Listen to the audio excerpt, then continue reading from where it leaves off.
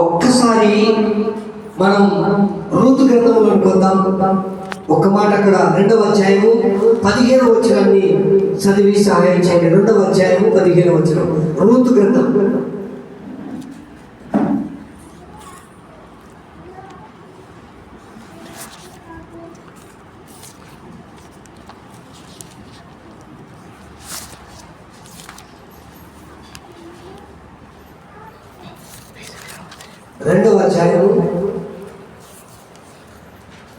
ఆమె ఏరుకొనుటకు లేచినప్పుడు బోయాజు ఆమె పనుల మధ్యను ఏరుకొనవచ్చును,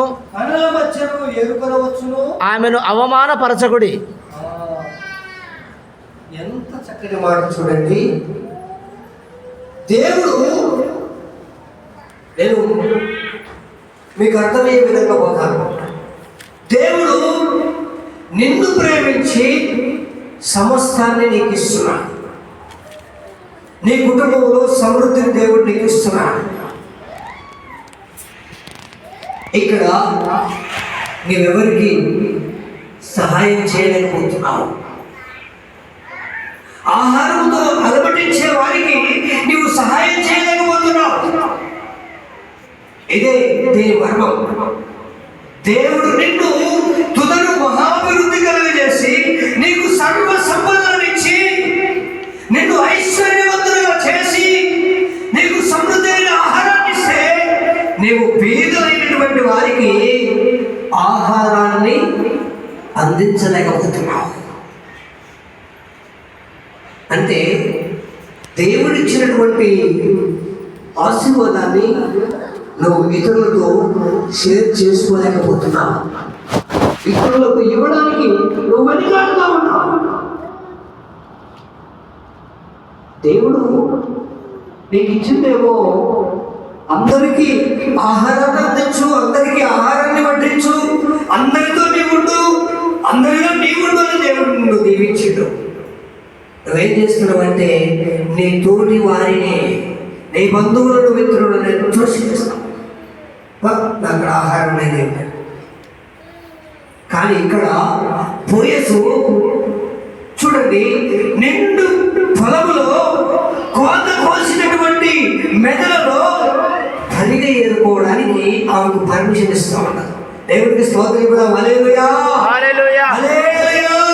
స్తోత్రం. రూతు అక్కడికి పరిగ ఏరుకోవడానికి వచ్చింది. మీరు బాగా గమనించాలి. పరిగ ఏరుకోవడానికి వచ్చినటువంటి ఆమెను యజమానుడైనటువంటి ఆయన చూస్తున్నాడు. మీరు జ్ఞాపకం చేసుకోవాలి. ఇక్కడ ఉన్నటువంటి మనల్ని కూడా మన యజమానుడు మనల్ని చూస్తా ఉన్నాడు. అక్కడ ఆ యజమానుడు ఆమెను చూస్తున్నాడు. ఎందుకు చూస్తున్నాడు తెలుసా? ఆమె ఆహారంతో అలమటించి వచ్చింది.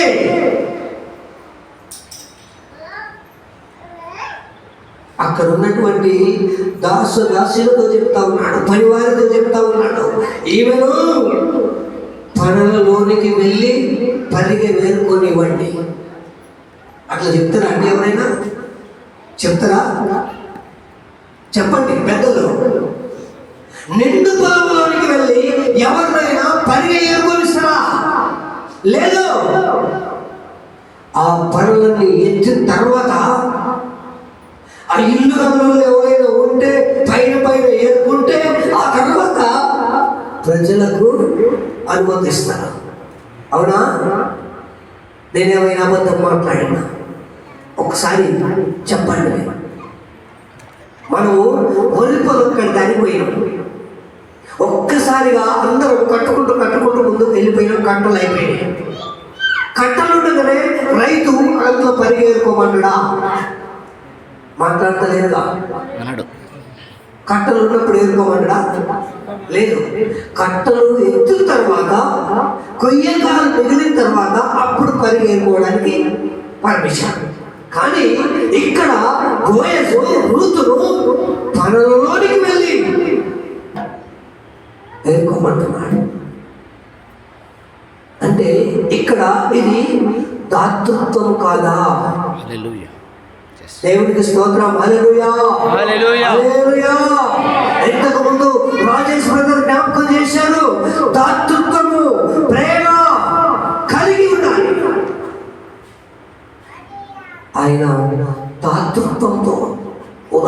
ఆలోచనతో అమ్మ నువ్వు వెళ్ళి లోపల పరిగి వేరుకో అని చెప్పాడు.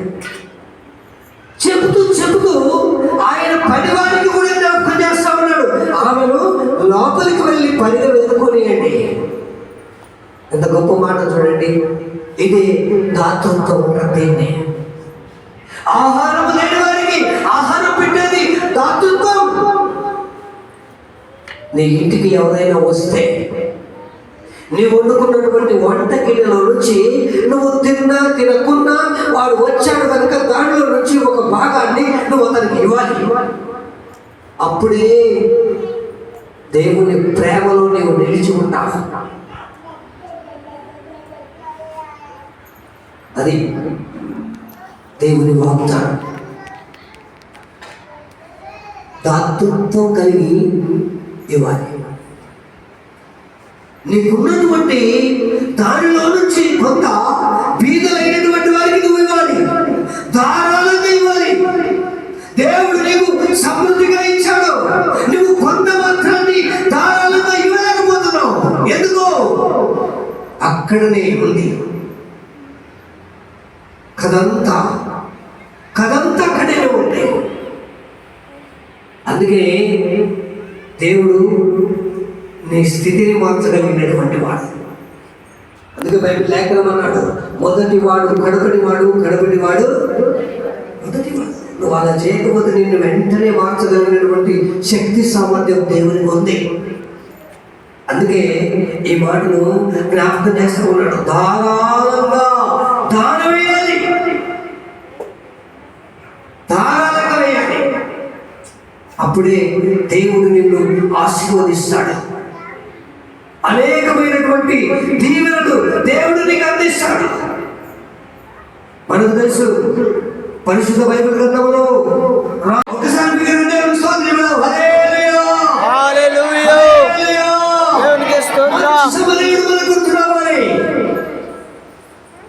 ఎంత గొప్ప పని చేశాడో మనకు బైబిల్ తెలియజేస్తుంది. అంటే దీన్ని మీరు ఒకసారి జ్ఞాపకం చేసుకుంటే బైబిల్లో అతడు చూచి అతని మీద జాలిపడి అన్నాడు. మరి అంతకు ముందు ఏం జరిగింది? అక్కడ అతన్ని దొంగలు కొట్టారు, అంతేనా? రోడ్డు పక్కన పడి ఉన్నాడు, అంతేనా? ఆదరణ కరువైపోయింది, అంతేనా? గాయపడుతూ ఉన్నాడు, అంతేనా? బాధపడుతున్నాడు, దొంగలు దోచుకున్నారు, గాయాలైంది, లేచి నడవలేని స్థితి ఉంది, రోడ్డు పక్కన పడి ఉన్నాడు. ప్రయాణికుడు వచ్చాడు. ఇంకా ఈయనకంటే ముందు ప్రయాణికులు వచ్చిండ్రు. ఆ అధ్యాయం ముందుకు పోతే మనకు కనపడుతుంది. ఒక ఆయన వచ్చిండు, కథం. ఇంకొక ఆయన వచ్చాడు, కథం. కొన ఊపిరితో ఉన్న ఆయనను ఎవరు బాగు చేయాలి? ఎవరు ఆయనను బలపరచాలి? ఎవరు ఆయనను డాక్టర్ దగ్గరికి తీసుకెళ్ళి కట్లు కట్టించాలి? దేవుడు మనకు మంచి ఆయుష్ ఆరోగ్యం ఇస్తే మనం ఏం చేస్తున్నాం అంటే దాన్ని దుర్వినియోగం చేస్తాం. ఎక్కడ ఇద్దరు వెళ్ళారు, ముందుగా నాకేం లేదు పోనీ లేని వెళ్ళిపోయారు. కానీ మూడో వాడుగా మంచి సమరయుడు ఆ మార్గంలో ప్రయాణం చేస్తుండు. ఇక్కడ దొంగల చేత కొట్టి కట్లు దెబ్బలు తిని గాయాలై మూలుగుతూ పడి ఉన్నటువంటి ఆయనను చూసిండు. ఎవరు? మంచి సమరయుడు. మంచి సమరయుడు వచ్చాడు. ఆయన ప్రయాణ మార్గంలో వెళ్తా ఉన్నాడు. ఆ ఊరిలో పనిచేస్తున్నటువంటి ఆయన దగ్గరకు ఈయన తీసుకొని వెళ్ళిపోయాడు. అయ్యా, నేను మార్గంలో వెళ్తా ఉన్నాను, ఇప్పుడంతా వెతుకుంటూ వెళ్తా ఉన్నాను. అది ఒక్కొక్క దినములో ఫలభరితంగా ఉన్నప్పుడు ఆ ఫలాన్ని కోయడానికి వల్ల నేను వస్తాను చెప్పి ఈ గాయాలు భార్యలతో ఉన్నటువంటి ఆయనను పూటకూళ్ళ వారింటికి తీసుకుపోయాడు. అంటే ఆయన కూడా సమృద్ధి లేదు అక్కడ, ఆయన కూడా కొదవగానే ఉంది. కానీ దేవుడు ఇచ్చినటువంటి ప్రేమ అతనిలో ఉంది. ఈయన ప్రేమకు, ఆయన ప్రేమకు దిగైనటువంటి ప్రేమగా ఉన్నారు. హల్లెలూయా. ఈయన ప్రేమించాడు, బాధలో ఉన్నటువంటి వాడిని భుజాన్ని వేసుకున్నాడు, గుర్రాన్ని ఎక్కించుకున్నాడు, తీసుకెళ్లి పొడగోళ్ళ వారిని ఇక్కడ పెట్టాడు. సహోదరా, ఇతని ప్రాణాన్ని నువ్వు కాపాడు. కొన ఊపిరితో రోడ్డు పక్కన పడి ఉంటే నేను నీ దగ్గర తీసుకొచ్చిన, నాకేమో పని ఉంది, నేను వెళ్ళాలి, నేను దేవుని కార్యాన్ని నెరవేర్చాలి, దేవుని సువార్తను పంచాలి, నాకు పని ఉంది, దేవుని పని ఉంది. ఈయనను బాగు చేయి, ఈయనను బాగు చేయి, ఈయన గాయాలు కట్టు, ఈయన గాయాలను మాన్పించు అని ఆయనకు అప్పగించి వెళ్ళిపోయాడు. ఆయన ఎందుకు వెళ్ళిపోయాడు? దేవుని సేవకుడు సేవ చేస్తూ ముందుకు వెళ్ళిపోతామన్నాడు. సేవ చేస్తూ వెళ్ళిపోయి మళ్ళీ తిరిగి తెల్లవాడు చాపడం వల్ల వచ్చిన కాడికి చూడండి ఎంత ప్రేమ. ఎవరో తెలియదు, ఆయన ఏంటో కూడా తెలియదు, ఆయన దొంగతనో ఎవరో తెలియదు, కానీ ఆయనను ప్రేమించి ఇక్కడ అప్పగించి మరలా వెళ్ళి తిరిగి వచ్చాడు. నిన్న కట్లు కట్టమని అప్పు చెప్పినటువంటి వాడు ఉండేనా పాయన? చచ్చిందా బ్రతికిందా? పరామర్శించాలి కదా, మళ్ళా అప్పగించి పొందని కాదు. దేవుని పని అట్లాంటిది. దేవుని పని దేవుడు తన బిడ్డలతో జరిగించుకుంటాడు.